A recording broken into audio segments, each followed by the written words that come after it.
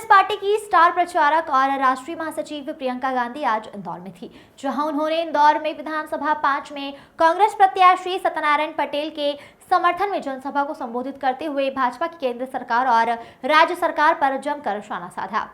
पूरे प्रदेश में चुनावी घमासान जोरों पर है। हर कोई प्रत्याशी अपने विधानसभा में किसी भी तरह की कोई कसर नहीं छोड़ना चाहता। पिछले दिनों विधानसभा इंदौर 5 में महेंद्र हांडिया के समर्थन में मुख्यमंत्री शिवराज सिंह चौहान ने जनसभा को संबोधित किया था, तो वहीं सोमवार को कांग्रेस की स्टार प्रचारक और राष्ट्रीय महासचिव प्रियंका गांधी ने इंदौर विधानसभा 5 में कांग्रेस प्रत्याशी सत्यनारायण पटेल के समर्थन में विशाल जनसभा को संबोधित किया।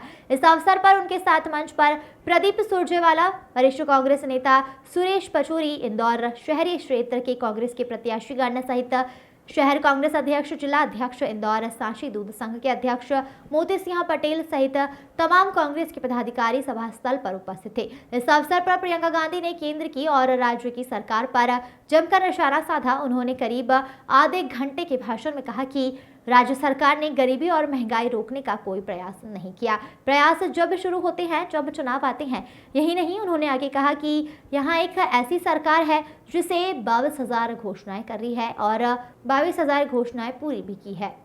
यही नहीं, उन्होंने आगे कहा कि यह एक ऐसी सरकार है जिसने 22,000 घोषणाएं की और मुश्किल से 22 घोषणाएं भी पूरी नहीं की। सरफराज खान की रिपोर्ट। के तहत मध्य प्रदेश के बच्चों के लिए कक्षा 1 से 12वीं तक निःशुल्क शिक्षा होगी। कक्षा 1 से 8 तक हर बच्चे को जो स्कूल में रजिस्टर्ड है उसे 500 रुपये मिलेंगे। कक्षा 9 से 10 तक हर बच्चे के लिए 1000 रुपये परिवार को दिया जाएगा। कक्षा 11वीं से 12वीं तक 1500 रुपये दिए जाएंगे। किसानों का कर्ज माफ होना फिर से शुरू होगा। आपकी अर्ज की जो न्यूनतम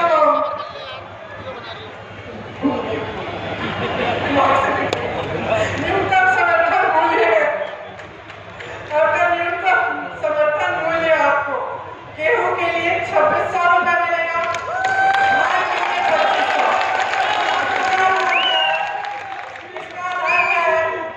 छत्तीसगढ़ में आज भी 2400 से ऊपर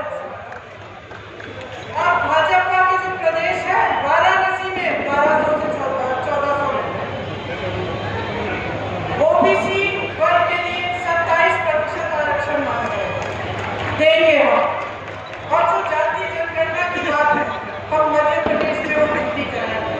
देखिए जातीय जनगणना की जो बात है ना, वो भी जो ये लोग बात करते हैं, कहते हैं, अक्सर कहते हैं, आपने मोदी जी की बात काफी सुनी होगी कि वो खासतौर से ओबीसी वर्ग को आगे बढ़ाना चाहते हैं।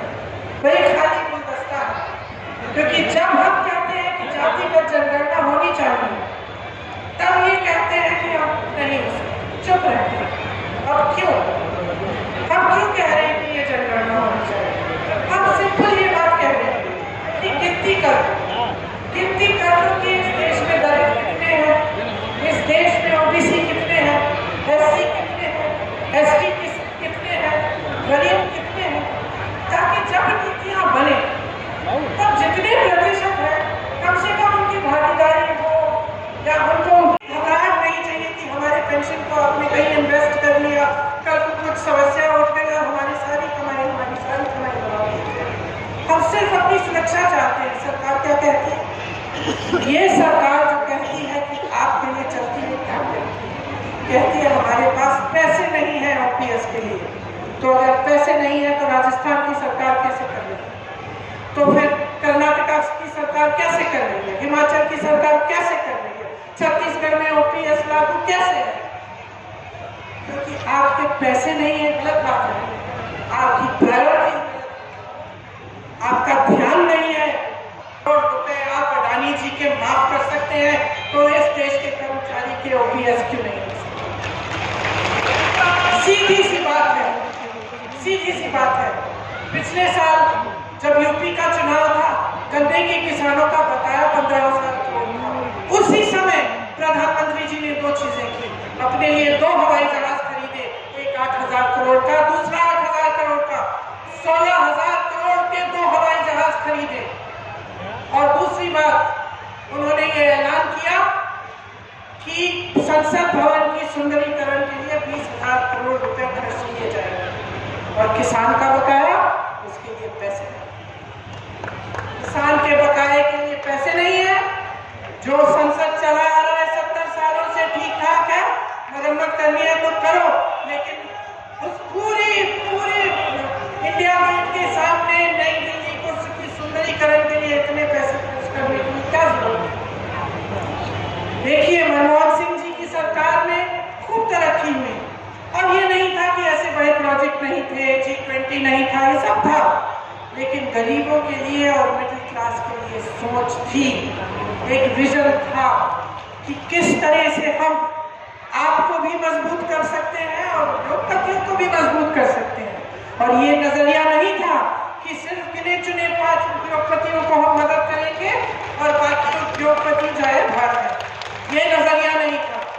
आज के तमाम छोटे उद्योगपति, मध्यम वर्ग के, जो छोटी छोटी कंपनियां चलाते हैं, जो इंजन है हमारे देश के विकास का, जो दुकानदार हैं, जो छोटी दुकानें हैं, इन सब की मदद सहायता कौन कर रहा है?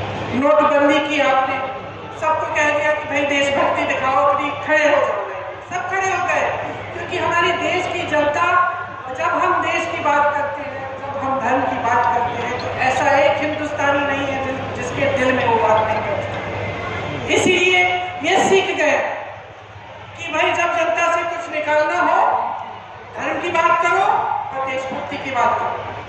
आप खड़े हुए लाइन में, नोटबंदी का सबसे बड़ा नुकसान किसी अडानी अंबानी करता है सेना में भर्ती होने के लिए, और आपने उसको 4 सालों के लिए 4 सालों की नौकरी देकर उसको आप घर भेज देंगे। क्या हक नहीं है किसानों को पूछने का?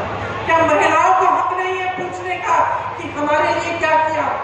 आपकी यहाँ 18 सालों से सरकार थी, पिछली ये सरकार 3.5 सालों से चल रही है। क्या महिलाओं को हक नहीं है पूछने के लिए कि हमें पहले ये पैसे क्यों नहीं दिए जो चुनाव के 2 महीने पहले आप हमारे खातों में डाल रहे थे? क्या हम उस समय गरीब नहीं थे? क्या हम उस समय समाज का बोझ नहीं उठा रहे थे? क्या हम उस समय खेतियों में काम कर नहीं रहे थे? क्या हम उस समय अपने बच्चों की परवरिश नहीं कर रहे थे?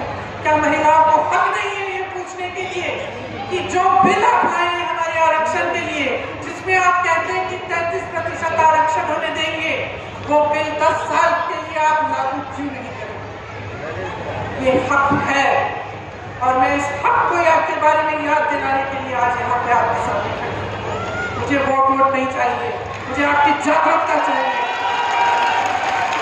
मैं चाहती हूँ कि आपके हक आपके हाथों में जाए, कि आपका अधिकार वापिस आपको मिले। मैं चाहती हूँ कि जैसे छत्तीसगढ़ में कांग्रेस की सरकार है, जो हर स्तर पर जनता की संपत्ति जनता की जेब में वापस डाल रही है, वैसी सरकार मध्य प्रदेश में। मैं चाहती हूँ कि जो मध्य प्रदेश की सरकार ने जो काम करके आपको दिखाया है कि आपकी सारी संपत्ति आपसे की जेब से निकाल दी, मिडिल क्लास के लिए कोई विजन नहीं, गरीबों के लिए कोई विजन नहीं, आपके लिए कोई सहूलियत सहायता नहीं, और सारी संपत्ति बड़े बड़े उद्योगपतियों को दी। मैं चाहती हूँ कि वो संपत्ति वापस आपको दी जाए। कैसे जाएगी?